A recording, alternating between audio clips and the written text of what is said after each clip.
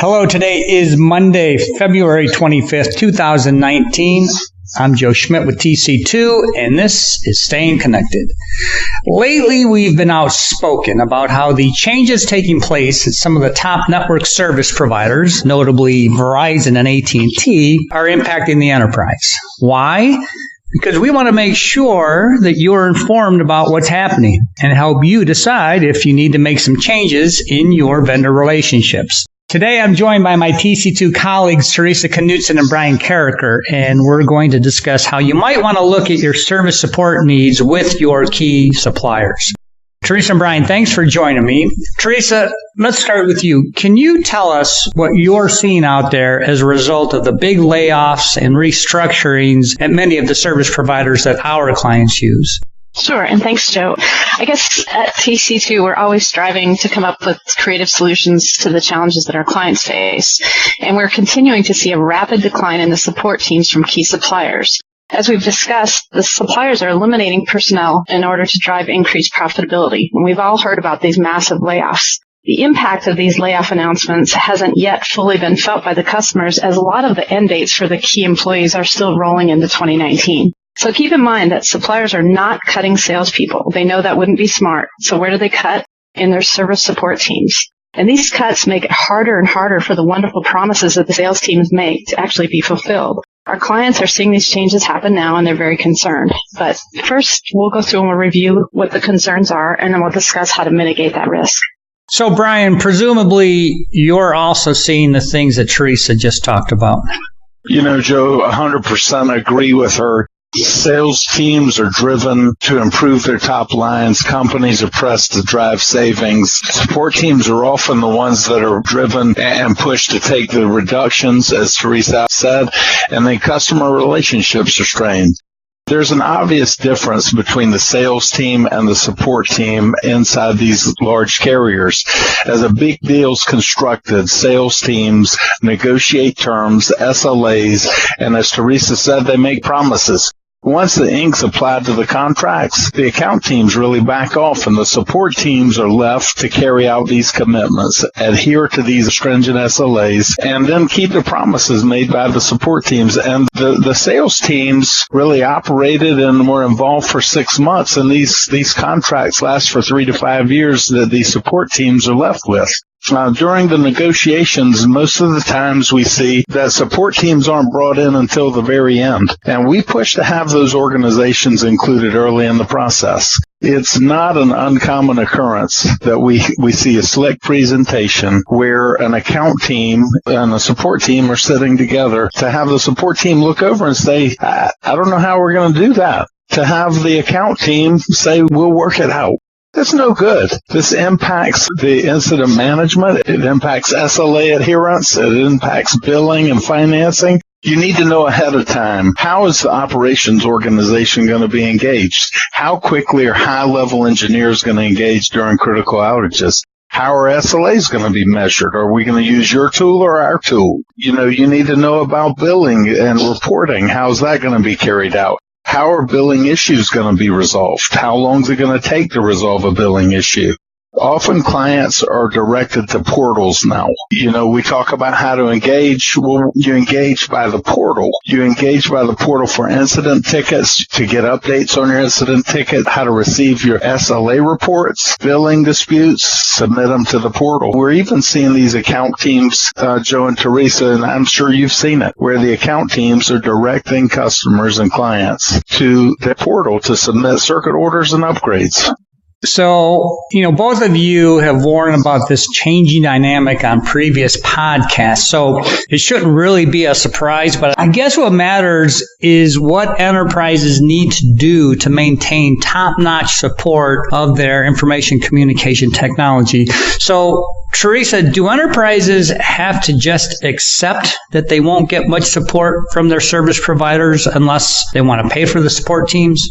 Well, I guess that's the big question, should you pay for this support or not? And so, as you know, everything is subject to negotiation, so it kind of depends on where you're at in the life cycle of these contracts. So if you're fortunate enough to be doing an RFP right now, make sure to document what you expect from your support team, everything from incident management, SLAs, billing, financial reporting issues, all the things that Bryan mentioned. And don't invite the suppliers to provide a price for this requirement. So if you indicate, hey, we have these requirements and here's a blank to fill in for the price, then you know there will be a price. But put the requirements in and set the expectation that the bidders should factor these support obligations into the unit prices of the services that they're bidding to win. So that's an RFP situation. So if you're midterm in your service contract and you're experiencing a decline or even evaporation of the support from your suppliers, whether it's free or you're paying for it today, discuss with your supplier account executives. Make it known. They need to hear from you directly about your experiences and your dissatisfaction.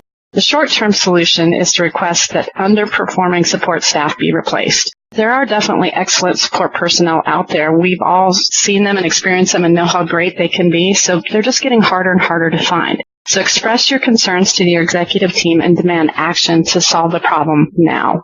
So if going forward the new reality is you have to actually pay for the supplier's employees to support your account, make sure that you specify in your contract what your support requirements are and document what you expect from a reasonably competent account team. If you have to pay for this basic support, so keep in mind much of the support is fixing problems or mistakes that the vendors make in the first place, you shouldn't be stuck in a bad arrangement for longer than you want and have to continue to pay for it. So include concepts in the contract that include escalations when the account team is failing to meet expectations, the rights to approve key personnel, and then a quick way to pull the plug if things are going wrong. Suppliers shouldn't insult you by forcing you to continue to pay for an account team that isn't doing the job to your expectations. So, Bryan, do you have anything that you want to add to that? Theresa laid that out perfectly. Support teams are a support layer or a layer that's inserted between what a vendor does in their standard process and what you want. However, there's some critical questions that I would interject as well that you need to ask about these support teams, and that is, does this role that I'm being asked to pay for create a service for our enterprise? Or is it required to clean up something that the carrier does wrong?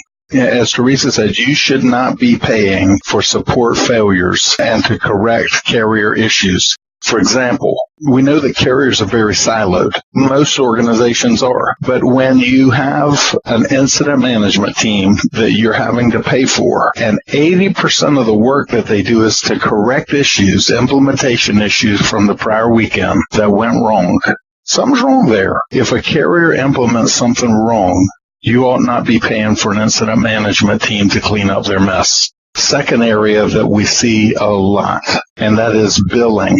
Billing accuracy is a big deal, and it's overlooked by most of our clients. We see this with our new clients specifically, but rates, terms, overages, fees, taxes, on and on and on. These things make our bills, our telecommunications bills, so complicated. And they're so complicated that even the carriers don't really understand all of it most of the time. If you bring these billing issues to their attention, 9 times out of 10, they're going to want to add somebody to your support organization to drive billing accuracy. Who's going to pay for that? They're going to want you to pay for it. Yeah, and I think as a general rule of thumb, if you have a transport-only deal, the vendor should provide a service manager to do these basic billing and accuracy checks for you at no charge. So I guess my only closing advice, if you do have a good account manager or service support manager, make sure you do everything you can to hold on to them and make sure you're praising them to the executive team. But conversely, if you have somebody who's really failing to meet your expectations, have them replaced, because we do know there's some good folks out there. So please, do what you can now to improve your service. Okay, so Bryan, why don't you take the last word? Do you have any final thoughts?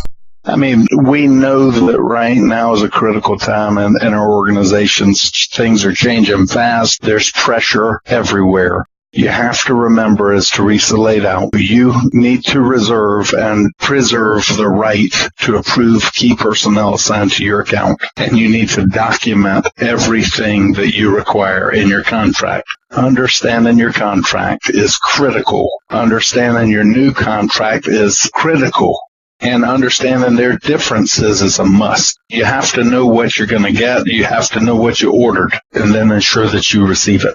Okay, thanks again, guys, for joining me and providing this really useful insight. If you'd like to learn more about how to mitigate your risk of support issues with your key suppliers, or if you have other ICT needs, you can contact Theresa, Bryan, me, or any of our TC2 and LB3 colleagues by giving us a call or shooting us an email. You can also stay current by checking out our websites or follow us on LinkedIn.